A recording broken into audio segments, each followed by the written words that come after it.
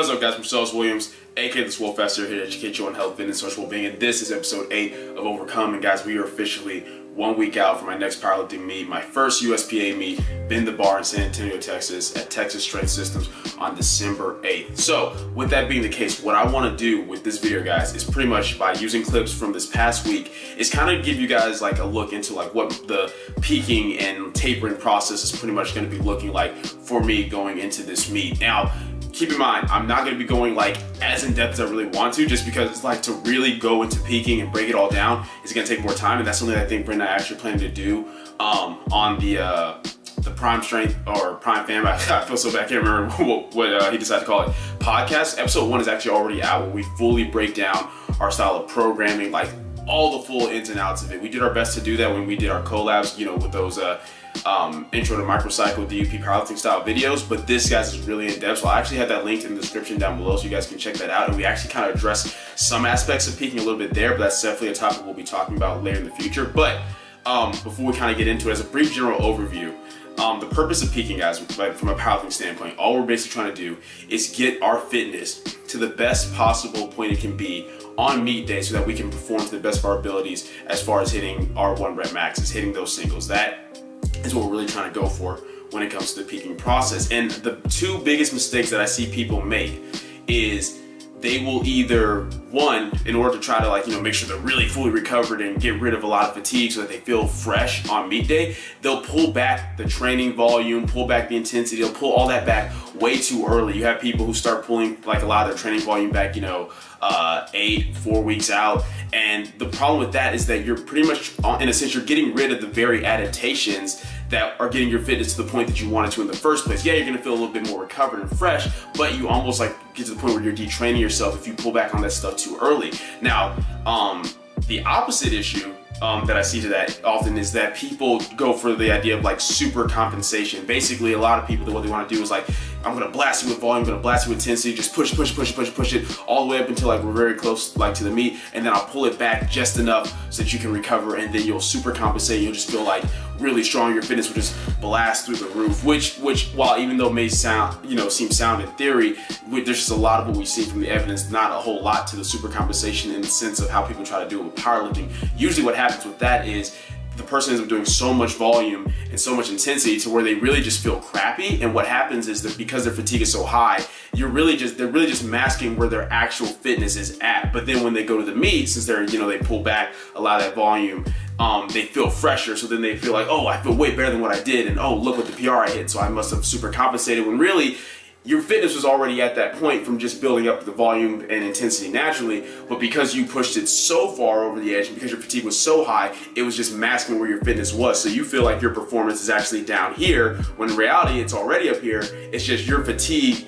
is so high to where it's pretty much masking that, and then when you finally pull that back a little bit, boom, you see where your fitness is actually at. But since you felt like you were down here, even though you're really up here, now that you can actually experience, oh, this is where I'm really at, it feels like super compensation. So the way that I go about peaking, the way that Brendan goes about peaking, is a little bit different. Essentially what we like to do is do more of a taper. Like the closest thing we come to like a traditional peak is with the deadlift, but with the bench and the squat, guys, we are trying to maintain as much, you know, as much volume as we can for as long as we can. Why? Because pushing that volume can be the difference between 5 and 10 pounds on the bar. I think a lot of people get in this mindset that, you know, you're 4 weeks out, oh, pull the volume back and just push intensity. But remember, intensity determines the type of adaptations we get, but volume determines the magnitude of adaptations that we get. So when you're 8 or 4 weeks out, that's still plenty of time for you to actually continue to push the volume, to keep building. That could be the difference, like, excuse me, in my case, between like a 460 pound squat or a 470 pound squat, if I just take the time to keep building a little bit more. And then when we get really close to the meet, that's when we can start tapering things back as far as the volume. And then, you know, during the actual week, pulling back on even some of the intensities that can feel recovered enough, you know, for the meet. And so our fitness can be higher than our fatigue, but we don't want to just pull back and get rid of fatigue too early, because like I said, fatigue and fitness go hand in hand. And if you guys have watched past videos, you understand how that works. If we essentially pull fatigue back too much, then our fitness is going to go down with that, because you guys know in order to improve fitness, fatigue has to happen as well. That's the whole point of, like, you know, progressively overloading. You push your body to a certain limit that it's not used to, fatigue rises, but then you recover and your fitness is better because of it. So that's how it works in a nutshell. So what we essentially did, guys, starting 2 weeks out, which was this past Saturday, is everything pretty much looked the same as far as like my my usual squats routine. I went in, I hit a single on my squats, then I had a 2x2 back down with a certain percentage of that top set on squats, and then I had a 2x3 with a certain percentage of my max. So basically what you guys have been seeing me do on this day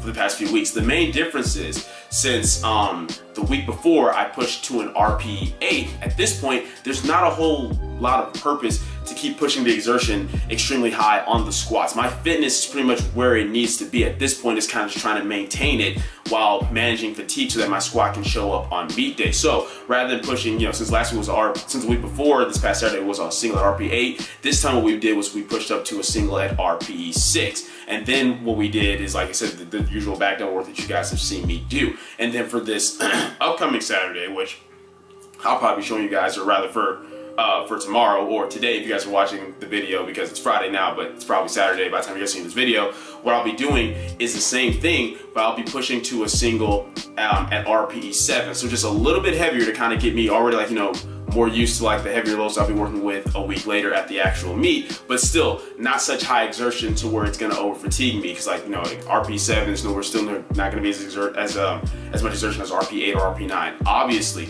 But rather than having 2 sets of 2 with whatever percentage I had of my top set from last week, it's just going to be 1 set of 2 with a greater percentage taken from the top sets, so that way it's less fatigue from that. And then same thing with the back downs that are based upon the percentage. Those aren't going to be as bad either, because that's where the taper starts to come in.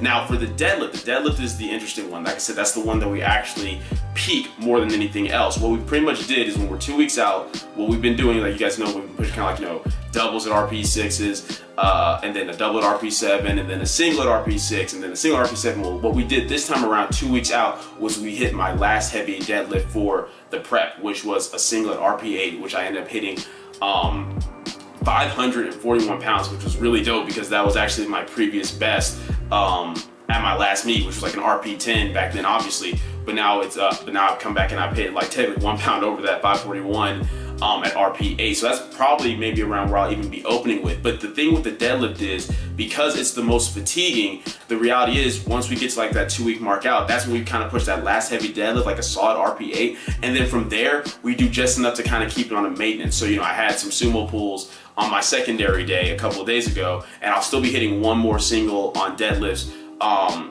tomorrow, or today rather, Saturday, which is going to be just a single at RPE 5 to make sure I got to keep it true to an RPE 5, because so long as I'm keeping my squat volume where I need to and keeping my squat intensity where I need to, once I've hit that heavy deadlift, it's just a matter of kind of just keeping it in maintenance and letting it chill out so that I can come in and hit something really strong on meet day. So that's how it works pretty much as far as the squat and the deadlift. And then it's very similar with the bench on the primary day. Came in, worked up to a single at RPE 8 for the mere fact that, for me with bench personally, having heavier loads in my hands more often is beneficial for me. So that's one reason why we have the single at RPE 8. But another reason is the fact that we can recover from bench a lot faster and easier than what we can with the squat and deadlift. So pushing for that RPE 8 makes more sense, because once again, we're trying to keep that stimulus, keep that workload that we've been using, the heavier loads, and then we have the same, typical back down sets that we do with that, a 2x2 based upon percentage of my top set, and then a 4x3 with the percentage of my max. Now on the secondary days, those pretty much were set up exactly what you guys have been seeing as far as the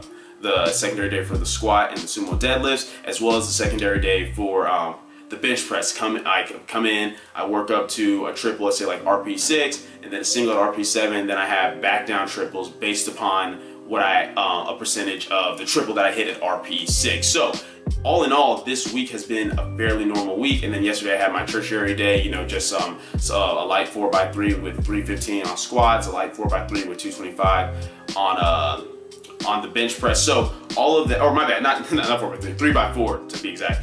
But in all of that, it's just showing you that this week is pretty much set up the same way that the other training weeks have been. Now, where the taper is going to come in is that you guys are going to see in this upcoming week that's where we start kind of pulling things back as far as the overall volume. And then like our last true kind of like heavyish work, even like I said, it's only like an RP7 on the squats, an RP7 on bench, RP5 on the deadlifts, is gonna be on the primary day, Saturday and Sunday. But then Tuesdays and Wednesdays, the secondary days, we're really gonna be pulling the volume back and just keeping the intensity right where we need it to kind of keep that fitness where we want. And the tertiary day is gonna be really tapered back, just like probably 2 sets of 3 on squats, 3 sets of 3 on bench with like, you know, 60-something% of my max, whatever it's gonna be set at, and then we go into the meet. So for a lot of you, you may be thinking, man, it seems like you're just doing so much close to the meet, but once again, we wanna keep those same levels of fitness that we've been having leading up into this meet. That's the whole purpose of it. So rather than doing the traditional peaking, we simply taper things back so that we can get rid of a lot of that acute fatigue, go in feeling strong, have our fitness be above our fatigue, and just hit some huge PR. So that's essentially what we're doing with this meet prep. That's essentially how I peak my clients. Now, I'm gonna be doing a video where I actually, my clients Josh and Santiago, who are competing today. I'm actually, if you're watching this now, I'm in San Antonio already. I'm not in San Antonio right now, but by the time you watch this, I'll be in San Antonio already, and I'll be there throughout the whole week because my clients Santiago and Josh have their meet today, and then my meet is going to be this upcoming Saturday. So I'll be there handling them, and I'm going to be talking to you about, I'm doing a video where they talk to you about like how they kind of felt during this whole process, stuff like that. Because once again, there's a misconception that you should feel like extremely beat up while you're peaking and stuff like that, and just feel completely dead. Those are the people who are going through the quote-unquote super compensation because they're just blasting themselves with more volume and intensity than what they can actually adequately recover from. And then you have the other train of thought where people just feel like they feel amazing the whole time, like all their days feel easy, in which case that's because they're pulling back too much. You kind of want to be somewhere in the middle. But yeah, that's essentially kind of what I want to give you guys. Kind of think of this kind of like an introduction to the whole like idea of like peaking and how I go about it, how Britt and I go about it. And like I said, we'll be talking about it more on the podcast, but I wanted to get an overcome episode out to you guys, and I also just kind of wanted to show you, you know, what your boy been doing as far as like the different amounts of weights we've been lifting. So you already know, boy, hit the old max of RP8 on deadlifts. Deadlifts been flying, squats been feeling really good. Bench been feeling all right. We're gonna see how that goes. I'm hoping to still maybe get a small PR on that. Like I said, out of everything, bench is kind of taking the biggest hit, simply due to the fact that I went through 2, you know, huge setbacks that caused me to lose a lot of weight. When I had the concussion that I was unaware about at the time, like I ended up losing like, you know, 10 pounds during that process. And then when I had the food poisoning, lost about like 7 or 8 pounds during that process. So my bench kind of took a hit. But we're gonna see if we can at least, you know, break even, hit my previous max, or maybe go a little bit further than that. We're gonna see. But that's pretty much it for this video, guys. Kind of want to just get you caught up. I know you guys are probably wondering where I've been. Just kind of get you caught up with this week, and have you prepared for this final week leading into the meet, because it is so very close. But yeah, that's it for the video, guys. Hope you enjoyed it. If you did, go and leave a comment down below. Let me know what you did. If you did not, leave a comment down below. Let me know what I can do to get better. Like the video, share, subscribe. Keep it simple, specific, scientific. I'll catch y'all later.